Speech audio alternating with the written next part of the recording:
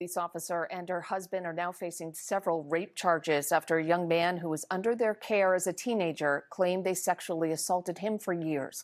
The couple made their first appearance in court today, and NBC 10's Amelia Fabiano was inside the courtroom. She's live in Plymouth now with an update. Amelia. JC, Officer Samantha Pelrine and her husband, Daniel Foran, were arrested just this morning here in Plymouth at their home without incident. Both of them pleading not guilty today here in court. Any comment on the allegation? No comment from Plymouth police officer Samantha Pelrine and her husband, Daniel Foran, as they leave Plymouth District Court Thursday on bail. They're facing multiple charges, including rape of a child. On March 17th, the alleged victim, now 21 years old, filed restraining orders against the couple. That's when Plymouth police say they placed Pelrine on paid administrative leave. She's been with the department since 2022. In an affidavit, the alleged victim said Pelrine and Foran took him in to raise him in 2018 when he was a teen and were granted legal guardianship about a year later.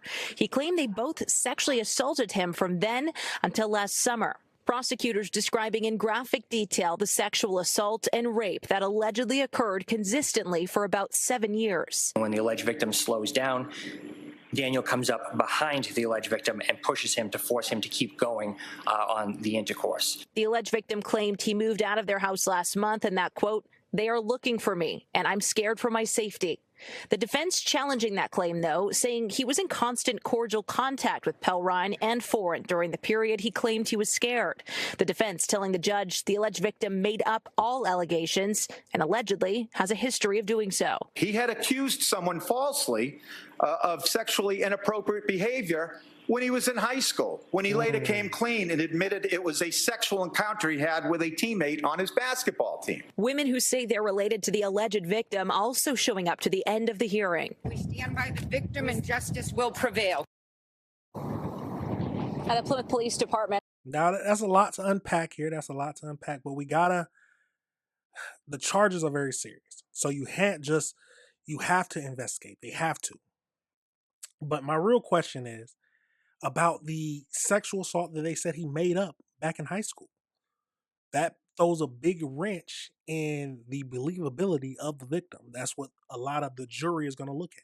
Can we truly believe it? Especially if it's all hearsay. Now, if he has physical evidence to show that they sexually assaulted him, hey, that's even better. But if it goes off of a he said, she said type of thing, that is going to throw a wrench in the chain. But let's keep going into this. Also released a statement this morning after the arrest of Officer Pelrine, saying they are appalled and deeply disturbed by these allegations.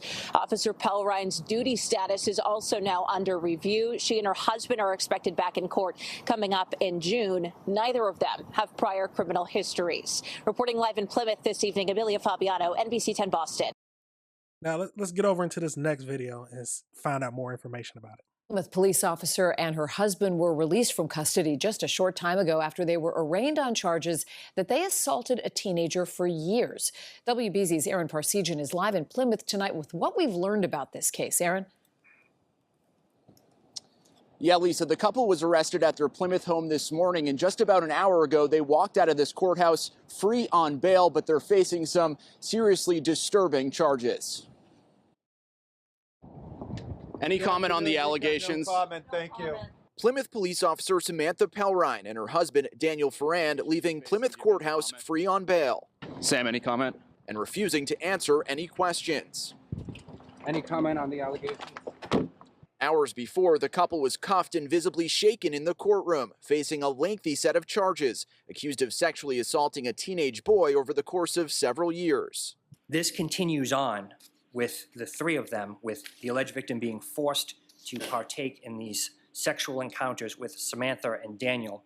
These allegations coming to light after the now 21-year-old alleged victim filed for a restraining order earlier this month in an affidavit telling the court the abuse began in 2019.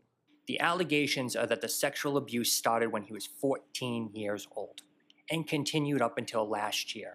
Another term for that is grooming. But during the bail hearing, the couple's defense attorneys painting a different picture. There was a history with this young man. He was a problem, and we can document it. He had accused someone falsely of sexually inappropriate behavior when he was in high school. Poking holes in the alleged victim's claims and request for protection, saying he wasn't in fear and continued regularly communicating with both Pellrine and Ferrand. I was baffled when I read the affidavit for the restraining order. So his stories are inconsistent, and I know today is not the day of trial. Prosecutors were seeking both to be held on $250,000 bail, the judge striking that down to $10,000 for Pellrine and $25,000 for Ferrand, both pleading not guilty Thursday before walking out of court. Any comment on the allegations? No comment, thank you. Keep walking, everyone. And the couple's next court date is June 8th. In a statement, the Plymouth Police Department says they are appalled by the allegations. Pellrine was placed on paid administrative leave last week. Live in Plymouth. Who do you believe? We need more evidence to come out. But if it's true, from 14 to shortly after he was able to leave, they've been assaulting him, sexually assaulting him. Man, that is the clear sign of grooming. Bringing in somebody to raise them, to be your sexual partner. But we got to find out more information. Let's go over into the AI breakdown just to get a little bit more information about this whole case and just see what else we can find out. Let's jump over into it and see what we learn.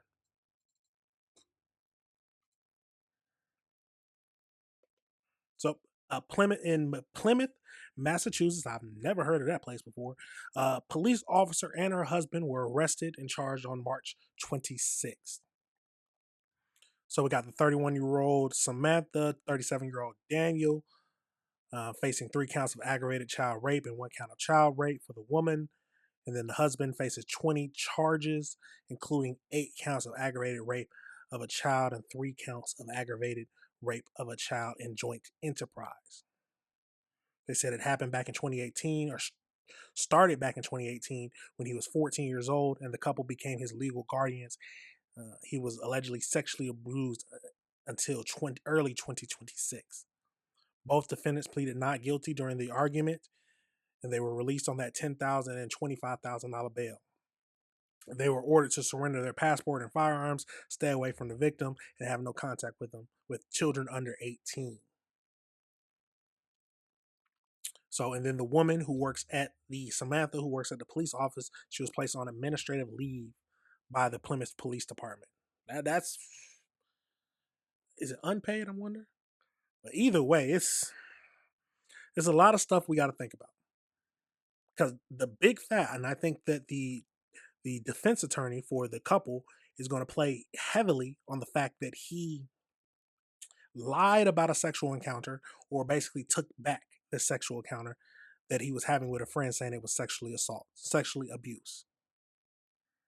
And it's going to put a strain on the jury just thinking about his believability. If there's no evidence to suggest that there is a sexual relationship, it's going to be pretty hard to prove or to get the jury to believe without a reasonable doubt that they did something to this child. Now, of course, if they did do something, they deserve to be punished with the highest standards of the law. But we are a place that relies heavily on a jury's thinking, if I'm saying this right. Depending on how the jury feels about you and what the evidence they're looking at, it'll make or break your case. But let me know your thoughts on that situation, y'all. Let me know, who do you believe? Or are you like me and you need more information before you just make a rash judgment? I wonder what kind of evidence that he has against him. But remember now, this all came about because he was filing a order of protection, or what is it called? Order of protection, a restraining order, or he was putting a restraining order against the woman. And then the reason he asked for the restraining order is because he put all this in there, saying that he was sexually assaulted and everything, all this. That's how all this came out. So it wasn't he was filing a police report, he was doing a restraining order. Does that make a difference? I don't know. But let me know your thoughts on that situation, y'all. And let me know if you disagree with anything I said. We're gonna